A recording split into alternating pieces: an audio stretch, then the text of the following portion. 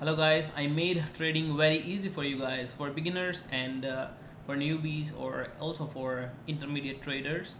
So these candlesticks may seem tricky, but I just made it easy. If you look at these orange line like here or like here or like here, it's a trap. Okay, it's called bull trap.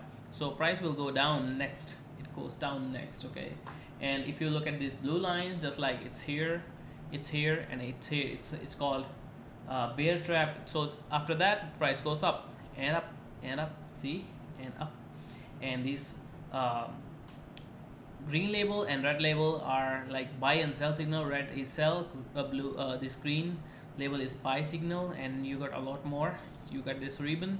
Red ribbon means market bearish, green ribbon means market bullish, white is buy signal, the yellow labels are sell signals. Okay, support resistances, and orange dot is sell, or you can say market top, and green dot means market bottom. You can easily trade any forex, stocks, and crypto. Easy. Okay, you can get this software at tradingarmor.com. Visit this tradingarmor.com and get access in your trading view account. Good luck.